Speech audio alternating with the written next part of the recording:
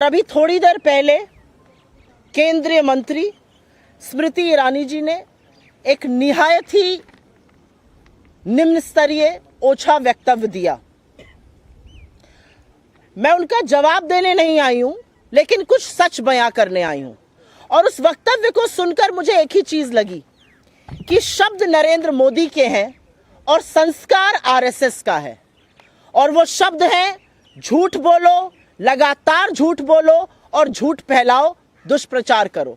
ये शब्द नरेंद्र मोदी जी के हैं और ये संस्कार आरएसएस के हैं। जो ट्रेनिंग स्मृति जी की झूठ बोलने के लिए हुई है, उसका पर्दाफाश करना जरूरी है। असलियत यह है, चाहे वो स्मृति ईरानी हो, चाहे वो अनुराग ठाकुर हो, चाहे वो पीयूष गोयल हो, चाहे वो अमित शाह हो, चाहे वो नरेंद्र मोदी हो, लगातार झूठ बोलकर मुद्दे से ध्यान भटकाना है। असलियत यह है कि अडानी मोदी के संबंधों की परत खुल रही है और जनता देख रही है, जनता समझ रही है क्या हो रहा है। जो रंगी पोती एक इमेज बनाई गई थी, जो खोखली इमेज खड़ी गई थी, उसका सच सबके सामने आ रहा है। आज दिक्कत यह है कि अडानी पर जो सवाल राहुल गांधी जी ने संसद में पूछे थे, और वो सवाल आज भी जायज है, उनका जवाब नहीं है भारतीय जनता पार्टी के पास या नरेंद्र मोदी जी के पास। और उन सवालों से ध्यान भटकाने के लिए अनर्गल बातें कही जाएंगी। आज जनता वो सवाल पूछ रही है। आज जनता के मन में आ रहा है, ये क्या अडानी से संबंध है, ये कौन सी प्रेम कथा है कि सारी की सारी सरकार हर मर्यादा, हर लोक लाज को ताक पे रखकर अडानी के बचाव में उतरी हुई है। अरे मोदी का बचाव कर लीजिए तो हम समझते हैं, अडानी का बचाव करने के लिए हर सांसद, हर मंत्री, देश के प्रधानमंत्री तत्पर हैं। आपने देश की संसद को, देश के लोकतंत्र को गिरवी रख दिया कि अडानी बच जाए। लेकिन आज वही जनता के मन में यह सवाल है और वो जनता पूछ रही है, ऐसा कौन सा रिश्ता है, ये क्या दिक्कत है अडानी की जो बचाने के लिए सारी सरकार खड़ी हुई है। और आपको लगता है कि राहुल गांधी की सदस्यता रद्द करके आप उनकी आवाज को दबा देंगे, आप उनको चुप करा देंगे, तो यह आप मुगालते में हैं। आप उनका घर ले लेंगे, वो तो कहते हैं मेरा कभी घर था ही नहीं। और जो शख्स हर कीमत पर लड़ने को तैयार है, वो आपको भयभीत करता है। उनके वक्तव्य में मुझे डर नजर आया, उनके वक्तव्य में मुझे बौखलाहट नजर आई, उनके वक्तव्य में मुझे घबराहट नजर आई कि ये क्या, इतना कुछ करने के बाद भी अडानी के संबंधों पर दर परत खुलती जा रही है, कलई खुलती जा रही है, सच सामने आता जा रहा है।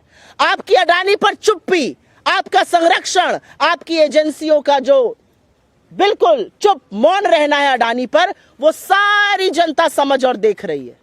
लेकिन स्मृति ईरानी जी से मेरे कुछ सवाल हैं और वो सवाल लाजमी है।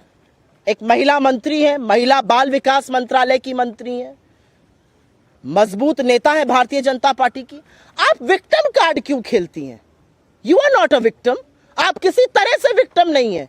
आप एक सशक्त महिला है, आप मंत्री हैं, सांसद हैं, आपसे ज्यादा मजबूत कौन है? आप विक्टिम कार्ड क्यों खेलती हैं? क्योंकि विक्टिम तो वो महिला है जो 400 रुपए का सिलेंडर आज 1200 पर ले रही है। विक्टिम वो महिला है जो आटे पर जीएसटी दे रही है। विक्टिम वो महिला है जो सरसों का तेल 90 पर था, आज 200 पर खरीद रही है। विक्टिम वो लोग हैं। आप महिला और बाल विकास मंत्रालय की मंत्री है ना स्मृति जी, मेरा आपसे एक सवाल है। आप लखीमपुर के चीरहरण पर चुप रहती हैं, आप शाहजहांपुर के यौन शोषण पर चुप रहती हैं, आप हाथरस में एक गुड़िया को रात को जला दिया जाता है मिट्टी का तेल डालकर, आप चुप रहती हैं। लेकिन आपके बगल में बैठा हुआ भारतीय जनता पार्टी का सांसद एक महिला सांसद को, एक महिला विधायक को वैशाली की नगरवधु वेश्या बुलाता है और आप चुप रहती हैं। कब माफी मांगिएगा आप इस देश से? आज कहने का वक्त है, खड़ी होइए और माफी मांगिए इस देश से।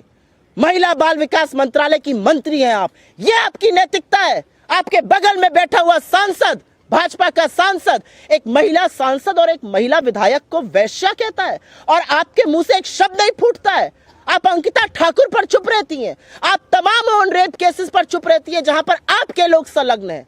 लेकिन मैं आपसे सवाल पूछती हूं, संसद में बैठकर संसद की गरिमा को भंग करके, मर्यादा को तार तार करके आपका एक सहयोगी एक महिला सांसद को और एक महिला विधायक के लिए शब्द का प्रयोग करता है जिसको सुनने से पहले इस देश की हर महिला लज्जित होती है।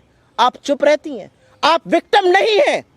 आप विक्टिम बिल्कुल नहीं है। विक्टिम इस देश की महिलाएं हैं। विक्टिम आज मध्यम वर्ग है जो महंगाई से जूझ रहा है। विक्टिम इस देश का युवा है जिसके पास नौकरी नहीं है। आप विक्टिम कार्ड प्ले करिएगा। आपकी घबराहट और बौखलाहट में मुझे अडानी का बेनकाब होता हुआ सच नजर आता है।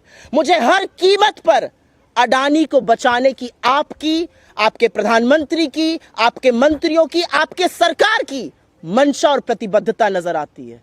लेकिन वो कहते हैं ना कि सच को कितना भी छुपाओ वो और उतनी ही दोगुनी ताकत से उभरता है। सूरज की रोशनी छुप नहीं सकती किसी बादल से, और अडानी का सच आज ये देश समझ रहा है, देख रहा है। आपका सारा तंत्र, आपकी एजेंसियां, आपके लोग और आप खुद लगातार राहुल गांधी जी के पीछे पड़े हुए हैं। वो एक व्यक्ति जो सच बोल रहा है, वो एक व्यक्ति जिसने वाकई में आपको व्यथित करके रख दिया है। मैं पूछना चाहती हूं आपसे, कब अडानी पर बोलिएगा? कब आपकी एजेंसियां जांच करेंगी? अडानी पर यह मौन व्रत क्यों है? 4 ही सवाल तो पूछे अडानी पर। कैसे 609 नंबर से 2 नंबर पर आए? विदेश यात्रा में कहां कहां गए जहां पर उनको कॉन्ट्रैक्ट मिला? एसबीआई और एलआईसी का पैसा क्यों लगाया गया जो पैसा डूब गया? आज पूछना बनता है कि क्या देश की महंगाई, देश की बेरोजगारी, देश की आर्थिक असमानता, महिलाएं, चीन मुद्दा नहीं रह गया है? आप अडानी को बचाने के लिए प्रतिबद्ध हैं, और इसलिए बड़े दुख के साथ कहना पड़ता है कि शब्द आज सवेरे नरेंद्र मोदी के थे और ट्रेनिंग आरएसएस की थी। क्योंकि स्मृति ईरानी जी, विक्टिम कार्ड खेलना बंद कर दीजिए। आप विक्टिम नहीं हैं, आप एक सशक्त महिला हैं। अडानी पर जवाब दीजिए। अडानी पर अपनी सरकार को बोलिए जांच कराएं। अडानी पर आपकी चुप्पी लोकतंत्र की हत्या करती है और लगातार हत्या करती है। और मैं अंत में एक बात जरूर कहूंगी, और यह बात कहनी जरूरी है। आपको लगता है राहुल गांधी जी चुप हो जाएंगे? जो सवाल सदन में खड़े होकर राहुल जी पूछ रहे थे, वो सवाल आज इस देश का हर व्यक्ति पूछ रहा है। अडानी और आपका रिश्ता क्या है? अडानी पर मोदी चुप क्यों है? अडानी पर जांच कब होगी? और अडानी को बचाने के लिए सारी सरकार क्यों तुली हुई है?